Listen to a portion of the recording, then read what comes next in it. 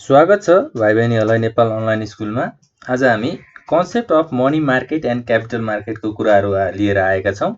सुरुमा हामीले बुझ्नुपर्ने टपिक के रहेको छ त मनी मार्केट हैन। यो भन्दा ठ्याक्क अघिल्लो क्लासमा चाहिँ हामीले के गरेका थियौँ त व्हाट इज मनी भनेर कुराहरू गरेका थियौँ। अब मनी मार्केटको कुराहरू के कस्तो रहेको छ त्यो पनि हेरौँ। मनी मार्केटलाई चाहिँ हामीले डेफिनेसनबाट के भन्न सकिन्छ त money market is that market where there is the transaction of short-term securities. Money market भनेको चाहिँ कस्तो खालको मार्केट हो त where there is the transaction of short-term securities हैन। अब सर्ट टर्म सेक्युरिटीज भनेको चाहिँ के कस्तो हुन्छ त यो भनेको चाहिँ अब whose life would be less than 1 year हैन। 1 वर्षको चाहिँ त्यसको लाइफ ग्यारेन्टी हुन्छ भने त्यस्तो खालको सेक्युरिटीजहरुलाई हामीले सर्ट टर्म सेक्युरिटीज भन्छौं। र यसलाई हामीले एक्जाम्पलबाट लिँदाखेरि चाहिँ कसरी लिन सक्छौं त जस्तै like T bill, commercial paper, certificate of deposit,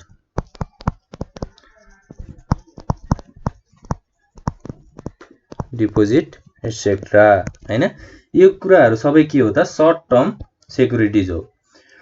अब main part of financial market is money market. एउटा फाइनेन्शियल मार्केटको मेन पार्ट भनेको के हो त मनी मार्केट हो। मनी भएन भने हाम्रो कुनै कामहरु पनि हुँदैन हैन। अब सर्ट टर्म सेक्युरिटीज अथवा सर्ट टर्म फन्ड भनेको चाहिँ हामीले कमर्शियल बिल्स हैन, सर्टिफिकेट अफ डिपोजिट्स त्यसको कुराहरू गरिसकेका छौं। त्यसपछि आउँछ हाम्रो क्यापिटल मार्केटको कुरा।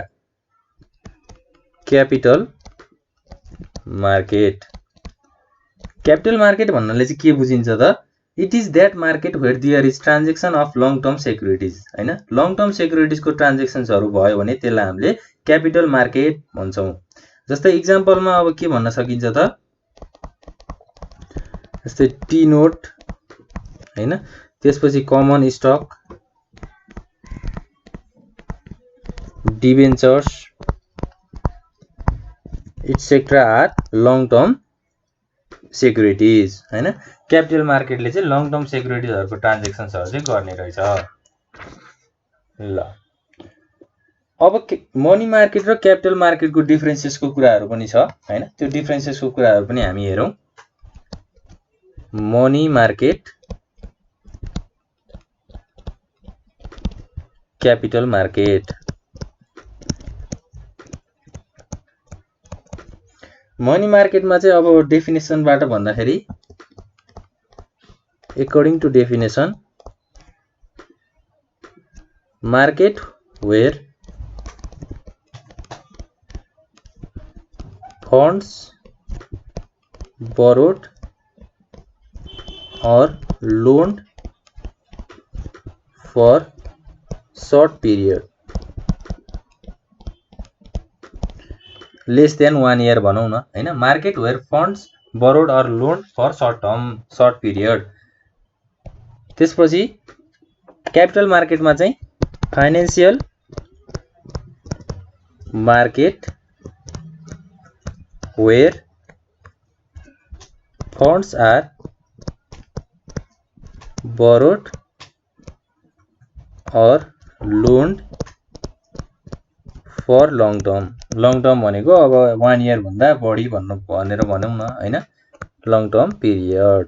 ल मनी मार्केट र क्यापिटल मार्केटको डेफिनेसन्सको कुराहरू भयो। अब ट्रेडिङ मटेरियल्स। ट्रेडिङ मटेरियल्समा चाहिँ के हुन्छ त commercial paper, certificate of deposit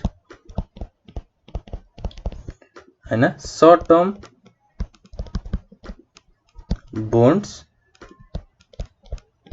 यी सबै कुराहरू चाहिँ ट्रेडिङ मटेरियल्सहरु हाम्रो कुन मार्केट अनुसार आउँछ त मनी मार्केट अनुसार आउँछ। अब क्यापिटल मार्केटमा चाहिँ शेयरको कुराहरू आउँछ, डिबेन्चरको कुराहरू आउँछ, त्यसैगरी गभर्नमेन्ट सेक्युरिटीजको कुराहरू आउँछ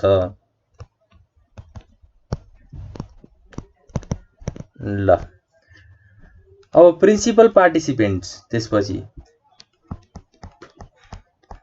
प्रिन्सिपल पार्टिसिपेन्ट्स यसमा के हुन्छ त हाम्रो मनी मार्केटमा चाहिँ अनअर्गनाइज सेक्टर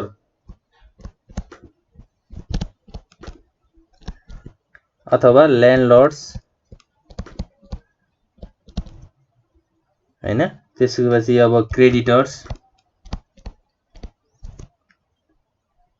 त्यसपछि अब ब्याङ्क्स, यी सबै कुराहरु चाहिँ एउटा प्रिन्सिपल पार्टिसिपेन्ट चाहिँ हाम्रो मनी मार्केटको भयो। त्यसैगरी क्यापिटल मार्केटमा चाहिँ अब सेक्युरिटी मार्केटहरु, सेक्युरिटीज मार्केट, स्टक मार्केट हैन, इट्सेट्रा।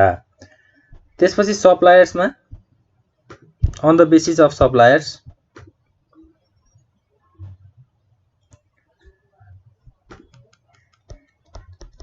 सप्लायर्समा चाहिँ के हुन्छ त जस्तै मनी मार्केटमा चाहिँ सेन्ट्रल ब्याङ्क, त्यसैगरी कमर्सियल ब्याङ्क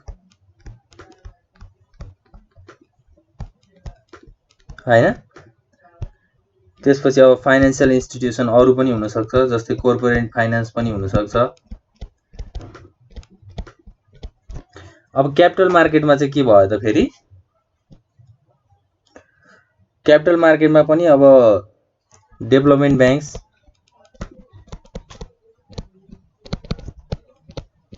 त्यसैगरी फाइनान्शियल इन्स्टिट्युसन्स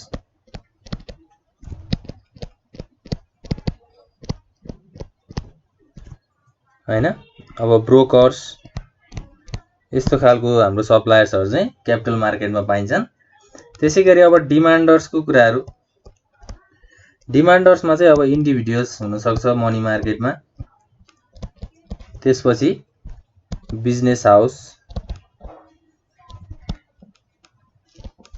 हैन, त्यसैगरी गभर्नमेन्ट्स। क्यापिटल मार्केटमा गभर्नमेन्टकै कुराहरु आयो। त्यसपछि अब एग्रिकल्चर सेक्टर्स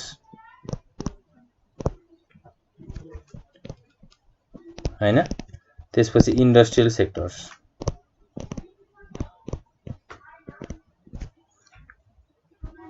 ल यसरी चाहिँ हामीले डिफरेन्सेस चाहिँ सो गर्न सक्छौं हाम्रो मनी मार्केट र क्यापिटल मार्केटमा।